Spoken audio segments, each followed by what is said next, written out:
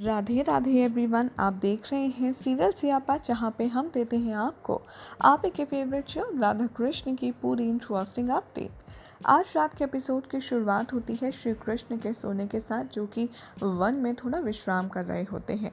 राधा बार बार कृष्ण को देखती हैं और वो अपनी फ्लैशबैक में जाती हैं और उस बुरे सपने के बारे में सोचते हुए कहती हैं कि पता नहीं कृष्ण की मृत्यु के पीछे आखिर किसका हाथ होगा। ये बुरा स्वप्न मुझे जीने नहीं देगा। वो जैसे ही कृष्ण को छोड़कर राधा कहीं देखने के लिए जा रही होती है, उन्हें आभास होता है कि कृष्ण ने तो उनका हाथ पकड़ा हुआ है। राधा बड़ी ही चालाकी से कृष्ण का हाथ अपने हाथ से निकालती है और उनको सोता छोड़कर समझकर वो उस बाण का पता लगाने के लिए निकल पड़ती हैं कि आखिर वो किसने चलाया था और उसका मंतव्य क्या था। जैसे ही राधा जाती हैं, कृष्ण की आंख खुल जाती है और वो राधा को जाता हुआ देखकर कहते हैं कि नियति को कोई नहीं रोक सकता राधा, उस मार्ग पर मत जाओ जहाँ तुम जा नहीं सकती और लौटना तुम्हारे लिए मुमकिन नहीं होगा। इधर बलराम दाऊ द्वारका में काफ़ी ज़्यादा चिंता में लीन होंगे। तभी वहाँ पर रेवती आती हैं और कहती हैं कि लीजिए, आप अब तक विश्राम नहीं कर रहे हैं। दाऊ कहते हैं कि अब तक कान्हा नहीं लौटा है, मुझे उसकी चिंता हो रही है। रेवती बलराम दाऊ को कहती है कि वो तो सर्वशक्तिशाली हैं, वो तो सबका संहार कर सकते हैं, भला उनकी चिंता करने की आपको क्या आवश्यकता। बलराम दाऊ कहते हैं कि तुम सही कह रहे हो, लेकिन एक भाई होने के नाते तो मुझे अपने छोटे भाई की चिंता होगी ही ना। और दूसरी बात, मैं द्वारकाधीश की चिंता, उनका सुरक्षा सलाहकार बनकर भी तो कर सकता हूँ, लेकिन अब तक तो कान्हा को आ जाना चाहिए था। यहाँ पर रेवती समझाने की कोशिश करती है बलराम दाऊ को कि आप इतनी चिंता मत कीजिए, सब कुछ कुशल होगा। इधर राधा वो जो बाण होता है उसे लेकर घने जंगल में ढूंढने के लिए जाती हैं, कुछ अगर उन्हें सुराग मिल जाए कि किसने चलाया है, ये बाण कहाँ से आया है। और वो इतनी ज़्यादा डरी हुई होती हैं क्योंकि कभी शेर की आवाज़ें आती हैं तो कभी कुछ अजीब सी आहटें होती हैं घने वन में, और वो रास्ता भी भटक जाती हैं। तभी दो लोग उन्हें दिखते हैं और राधा ज़ोर से चिल्लाती हैं कि सुनिए, मेरी आप मदद कर दीजिए, मैं शायद रास्ता भटक गई हूँ।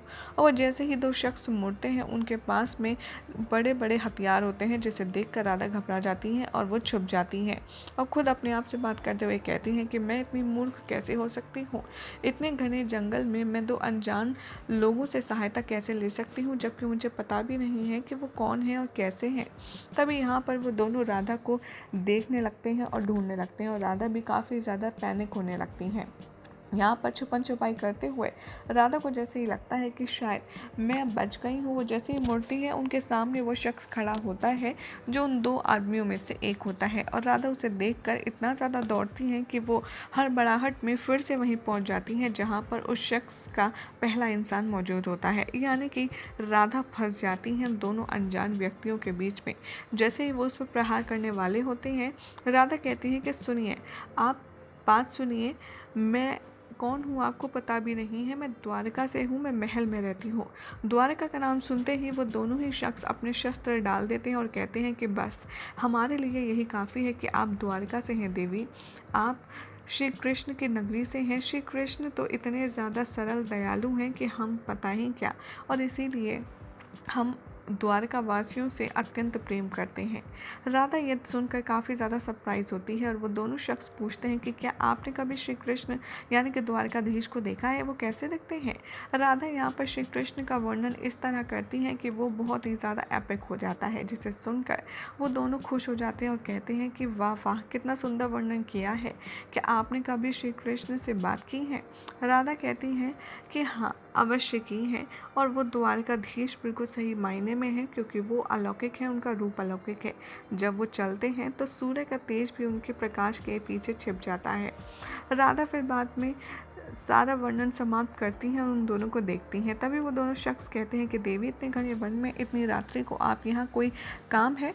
राधा उन्हें वो शस्त्र दिखाती है और कहती हैं कि आप बता सकते हैं इसका प्रयोग कौन कर सकता है। वो देखते ही हंसने लगते हैं ज़ोर ज़ोर से और कहते हैं कि देवी, पहली बात तो आपको ये देख कर ही समझ जाना चाहिए था कि ये किसी अयोग्य आखेट का काम है, क्योंकि बाण में तो धार ही नहीं है। राधा कहती हैं कि हाँ, लेकिन आप मुझे बता सकते हैं कि आखिर ये किसका बाण है। तभी वो कहते हैं कि हाँ, ये ज़रा का बाण है, जो कि दुनिया का सबसे असफल आखेट है। राधा वहाँ से उसका पता पूछती हैं और राधा उसे जाकर के मिलने की बात करती हैं। जैसे ही वो एक कुटिया के बाहर पहुँचती हैं, वो देखती हैं कि ज़रा की जो पत्नी है वो उस पर चिल्ला रही होती है और कहती है कि खाली हाथ आ गए। बच्चों को मैं खाना बनाने का अभिनय करते करते थक गई हूँ। ये देखो, पानी में पत्थर उबाल रही हूँ। बेचारा भात का इंतज़ार करते करते सो गया है। आखिर तुम कब तक कुछ काम नहीं करोगे। यहाँ पर ज़रा अपनी मजबूरी दिखाते हुए बहुत ही ज़्यादा गरीबी से जूझ रहा होता है और राधा ये देखकर काफ़ी ज़्यादा बुरा फील करती हैं। वो बहुत ज़्यादा इमोशनल हो जाती हैं और वो ज़रा यहाँ पर कहता है कि मैं बहुत प्रयास करता हूँ, लेकिन मुझसे आखेट होता ही नहीं है। राधा भी यहाँ पर उसकी मजबूरी और उसको समझने का प्रयास करती हैं और बहुत ज़्यादा आहत हो जाती हैं। राधा सोचती हैं कि अगर इसे कोई काम मिल जाए तो कितना अच्छा होगा। ना ये कृष्ण का फिर बुरा समय लाएगा और ना ही इसकी ज़िंदगी में इतने ज़्यादा दुख होंगे। मुझे सबसे ज़्यादा बुरा इस बात का लग रहा है कि ये एक तो गरीबी से जूझ रहा है और दूसरा कृष्ण के राज्य में कोई भूख से इतना ज़्यादा तड़प रहा है, ये मैं होते हुए नहीं देख सकती इसको। लेकिन मैं क्या दूं, क्या ऐसा बंदोबस्त करूं कि इसकी गरीबाई कुछ क्षण के लिए कम हो जाए।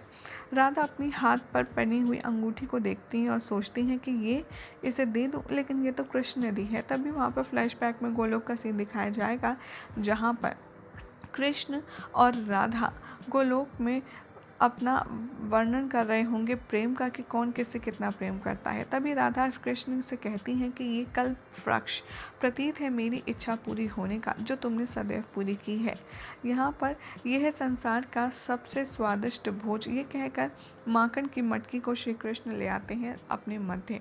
राधा यहाँ खुद खाती हैं, फिर श्री कृष्ण को खिलाती हैं। राधा कहती हैं कि संसार में हर एक बात का प्रतीक है कृष्ण, लेकिन राधा कृष्ण के प्रेम का कोई भी प्रतीक नहीं है। कृष्ण कहते हैं कि ठीक है, तो बताओ तुम्हें क्या चाहिए। राधा कहती है कुछ ऐसा जो भौतिक हो, जिसे हम अपनी दृष्टि से देख सकें। कृष्ण कहते हैं कि ठीक है, पहले पंच तत्वों से पूछो कि वो किस चीज़ से बने हैं। राधा ऐसा ही करती है और पंच तत्व आपस में मिलकर एक बहुत ही नायाब नग का निर्माण करते हैं और वो राधा के हाथों में आ जाता है, जिसे देखकर राधा बहुत खुश हो जाती है। कृष्ण कहते हैं कि ये है तुम्हारे और मेरे प्रेम का प्रतीक, और उसकी एक अंगूठी बनाकर के राधा को पहना देते हैं और कहते हैं कि हमेशा याद रखना राधे, इसे सदैव अपने साथ रखना, क्योंकि ये सिर्फ मेरे और तुम्हारे प्रेम का नहीं बल्कि समस्त प्रकृति के प्रेम का प्रतीक है। राधा कहती हैं कि हाँ कृष्ण, मैं इसे कभी भी अपने आप से दूर नहीं करूँगी। इधर वापस में फ्लैशबैक ख़त्म होता है। राधा प्रेजेंट में आती है और कहती हैं कि मैं जानती हूँ तुम्हारे लिए और मेरे लिए ये जो अंगूठी है, मुद्रिका है, ये बहुत ही मायने रखती है, लेकिन कृष्ण तुम्हारे राज्य में कोई भूखा हो मैं ये बर्दाश्त नहीं कर सकती, और तुम्हारे अस्तित्व पर कोई भी प्रश्न उठाए ये भी मुझसे नहीं होगा। और राधा वो अंगूठी रख कर चली जाती हैं। अगले दिन सुबह हो जाएगी और जैसे ही जरा अपनी पत्नी की बातें सुनकर दोबारा से आखेट करने के लिए जाएगा, उसे वो अंगूठी मिलेगी, जिसे देखकर वो काफ़ी ज़्यादा प्रसन्न हो जाएगा। यहाँ पर राधा कृष्ण के पास जैसे ही रात में लौट कर आती हैं, वो सोचती हैं कि कृष्ण अभी तक सो ही रहे हैं, और वो कहती हैं कि चलो अच्छा हुआ, अब कृष्ण के ऊपर से जो संकट था वो टल चुका है। कृष्ण राधा को देखते हैं और सोचते हैं कि राधा, जो नियति है वो बदल नहीं सकती, लेकिन तुम्हारे चेहरे पर इतना संतोष और मुस्कान देखकर मैं ज़रूर तृप्त हूँ। उधर ज़रा सोचेगा कि मैं इसे बेचकर कुछ ना कुछ बंदोबस्त ज़रूर कर लूँगा, और मैं इससे एक अच्छे गुरु और एक धनुष का इंतज़ाम करूँगा और एक कुशल आखेट बनूंगा। ये सुनकर कृष्ण काफ़ी ज़्यादा अपसेट हो जाते हैं और यही हो जाएगा आज रात के एपिसोड का एंड। जिसके बाद कल क्या होगा आपको बताएंगे नेक्स्ट रिपोर्ट में।